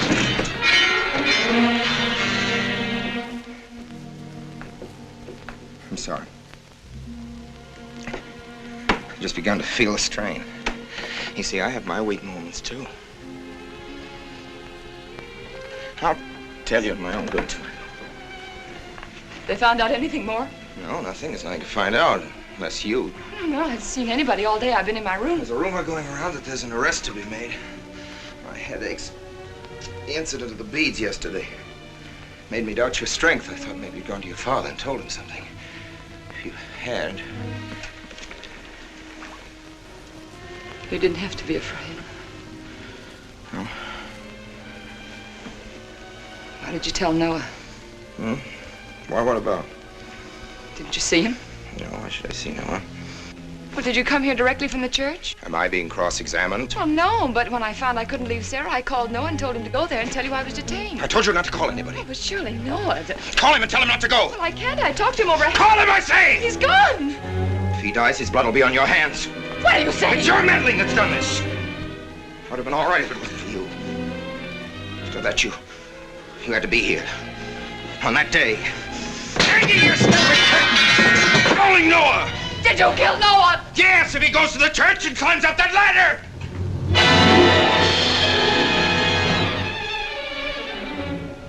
It was I you intended to kill, wasn't it? No. Why wasn't it I? Drac Kindler!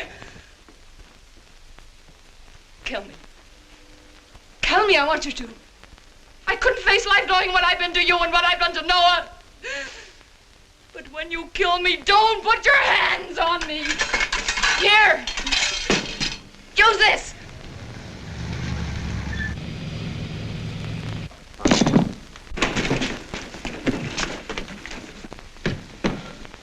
Mary.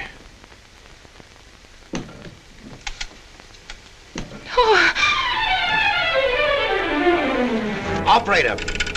Operator, get me the state police.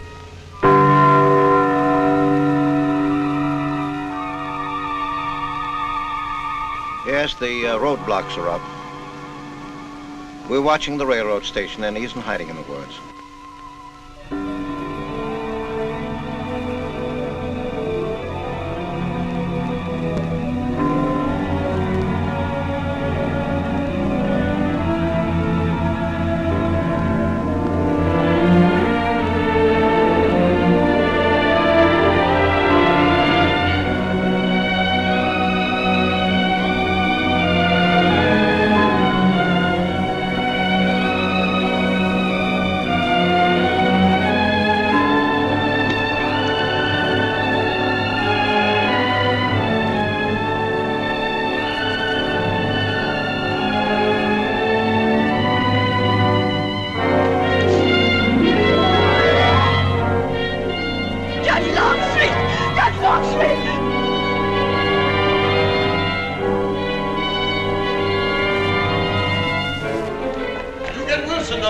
I'll go for the police.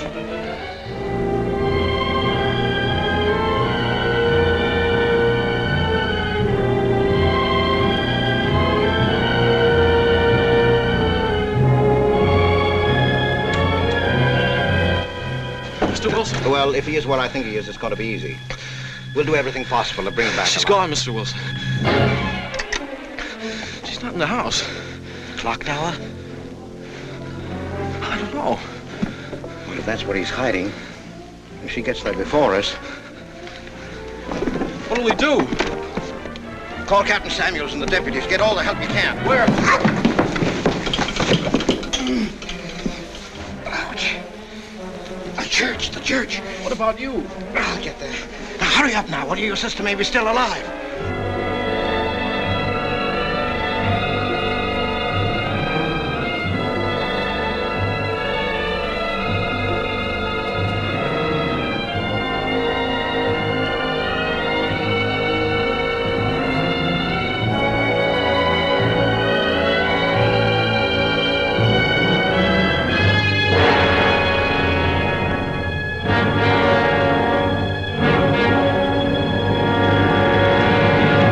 Don't move.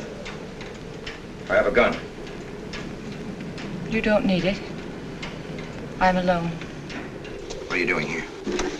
Lift me up.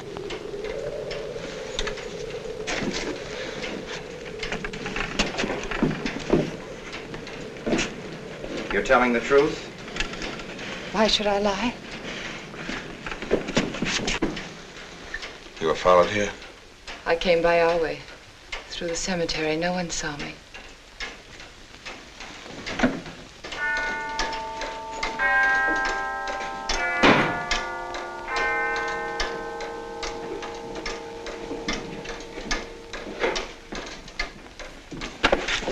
I needed the excuse. I was afraid you wouldn't let me up. What do you want? I came to kill you.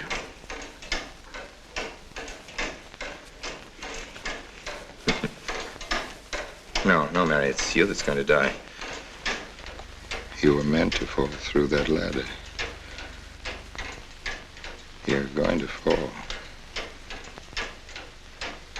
I don't mind if I take you with me. You are a fool. They searched the woods. I watched them. Here, like God, looking into the lands. I'll hide in the woods. They won't search there again. A day or two, they'll be sure I got out of When town. they find me, they'll know you're still here. But, darling, you're on the verge of a breakdown. Now you've cracked. Why else would you leave your bed? Climb to an empty church tower in the dead of night. Any child could see you'd wind up killing yourself. Killing is what led you here. It won't help you now. Look out the window. Look! Well, that's an old trick, Mr. Wilson. A very poor trick. Tricks.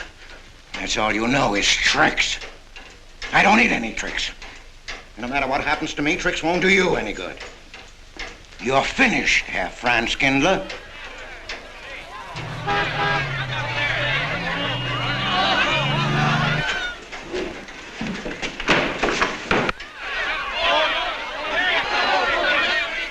The citizens of Harper, they've come after you. The plain little ordinary people, the ones you've been laughing at, Herr Franz Kindler. Well, you can't fool them anymore. Oh, sure, you can kill me, Mary, half the people down there. But there's no escape. You had the world and it closed in on you till there was only Harper. That closed in on you and there was only this room. And this room, too, is closing in on you. It's not true, the things they say I did. It's all their idea. I followed orders. You gave the orders. I only did my duty. Don't send me back to them. I can't face them. I'm not a criminal. You are.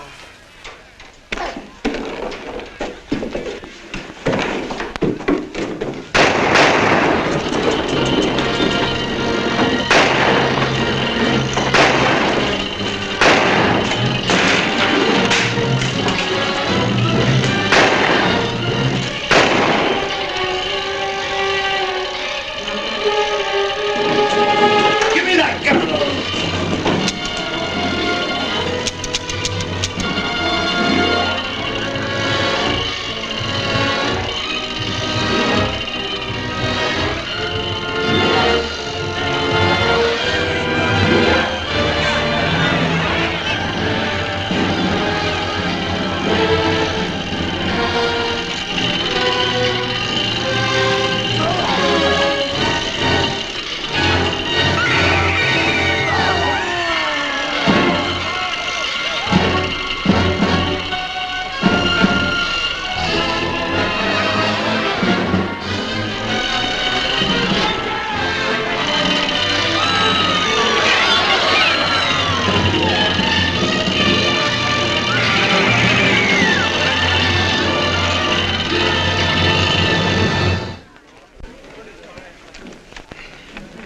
All right, Mr. Wilson, Mary's safe. Let me give you a hand. No, thanks. Hi, what happened? V-Day in Harper. Don't get that. Come on down. Oh, not until you get me a new ladder. I've had my ankle busted and my head conked. From here on in, my friends, I'm taking it easy. Well, I'll get you another ladder, Mr. Wilson. You've had enough trouble. Good night, Mary. Pleasant dreams.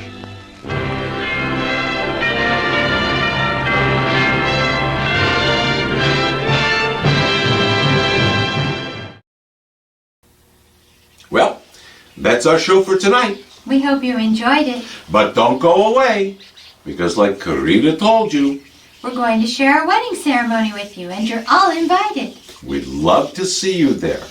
So until next time, remember, fly right. Oh, and you know what? We really don't need another toaster, If you want to send us something, the most thoughtful, heartfelt gift you could give us is cash, Cash, precious metals, gold, silver, Although it would take a lot to mail those, Cash you could just send, like PayPal. You let them know the PayPal address, right? Sure. Okay, yeah. So we'll accept PayPal as wedding presents, you know? And don't be cheap, because you know we really love all of you. So give until it hurts. Give from the heart, you know? Think anybody will get in touch? I don't know. Oh. Should I lay it on thicker? No. No? I Okay. think that was thick enough. All right, good.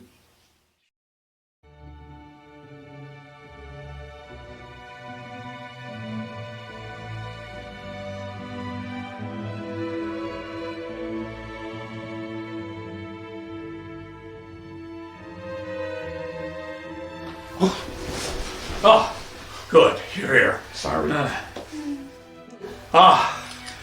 Dearly beloved, we are all gathered here together today. All? What all? Jack, it's just us and, you know, him. So come on, cut through it. You know, get to the astounding part. Okay. These two persons present now are here to be joined.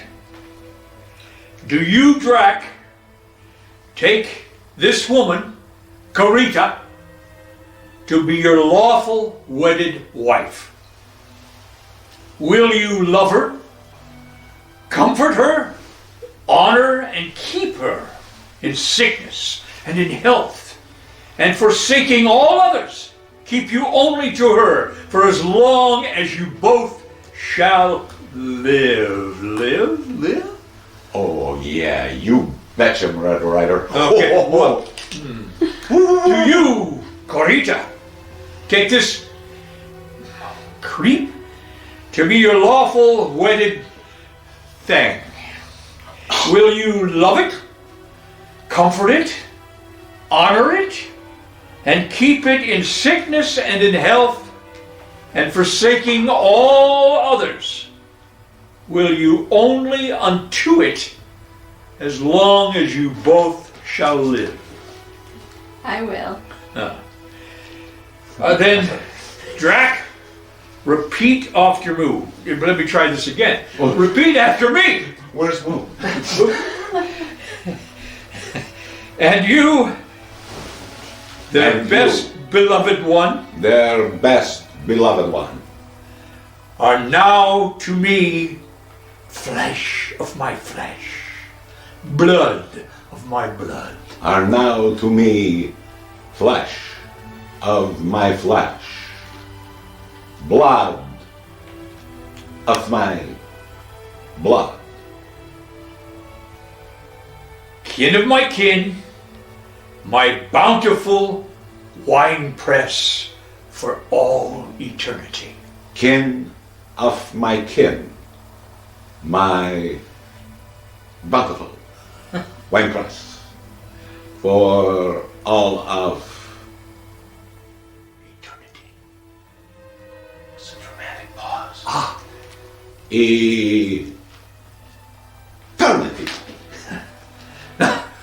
By the power invested in me, I now pronounce you Count and Countess. You may kiss the bride. Jack, you think it'd be okay if maybe I bid her instead? I think that's up to her.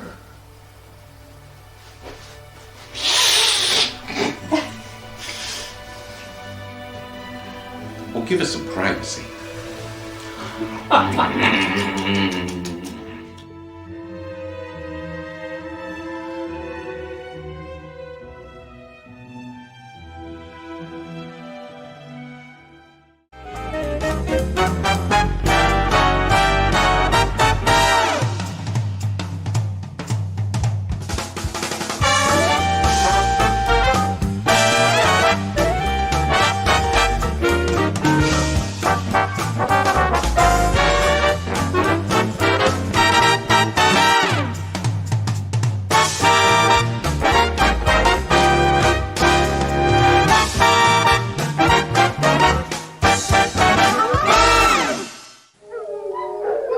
Transylvania Tonight is a Fly-Right production.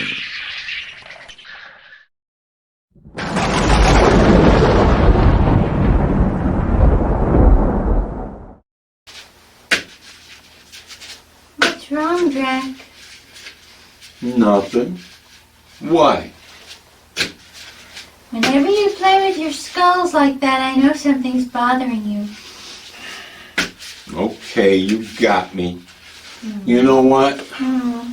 I was just looking at this flyer for June's Monster Bash. Yeah. Oh boy, and all the great guests they're going to have there, like Carolyn Monroe. Yeah, she was in The Golden Voyage of Sinbad and The Spy Who Loved Me. And then there's, well, Sinbad himself, Patrick Wayne. He's going to be there.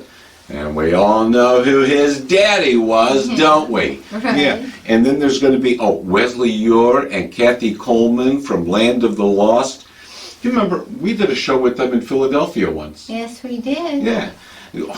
They were a lot of fun. You know, Wesley Ure, he's really nice. And Kathy, well, she's Kathy. She's fun too, yeah. And let's see, who else? Tom Savini, John Russo, Cortland Hull from the Witch's Dungeon Museum. Oh, and there's going to be writers there like Frank Delastrito. and Greg Mank. And my personal hero, Tom Weaver. And let's not forget the sweetheart of the Monster Bash, Beverly Washburn. Oh, everybody loves Beverly. Yeah. So, geez, Monster Bash 2022, June 24th to 26th at the Marriott Pittsburgh North. I wish we could go. we can, Drac. We can? Yes. Really? Yes, in fact, we have to. Huh? We have to? Yes, we're guests. We're gonna be guests at Monster Bash? Yes. It's all I ever wanted was to be the guest at a Monster Bash convention. Right. Oh boy. So you better be there. Come on out if you're in the tri-state area, or you know what, even if you're from the Midwest over, you know, or if you're in the continental United States, you gotta be at this show. Monster Bash, June 24th to 26th. That's gonna be at the Marriott Pittsburgh North. Oh, and you know what? What? This is gonna be a big show, guaranteed, because that Marriott Pittsburgh North, it's already sold out. Ah, yes, it is.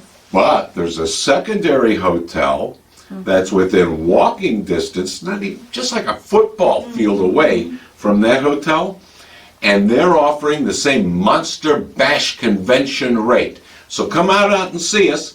That's June 24th to 26th at Monster Bash. Yeah, at the Marriott Pittsburgh North. And you know what? Even if you have to book into the secondary hotel, that might actually be a good thing, because all the Monster Bash staffers are going to be at that Marriott hotel, you know, which means you can make as much noise as you want all night long. Right, Carita? Right. Yeah. So don't disappoint us. We want to see all of you there at Monster Bash. And until then, remember, fly right. Yay! I play with my skulls when I'm happy, too. Don't I? Yes, you do. But when I'm really happy, I play with Carita's skull. You love playing with me. Eat your heart out, boys. A little bit of Bob Hope there. Hey, everybody in Pennsylvania, you got to come out to the Monster Bash. It's June 24th to 26th at the Pittsburgh Marriott North. And I remember I spent an afternoon there in 1943 with Rita Hayworth, entertaining the troops. She was hotter than an afternoon in Guam.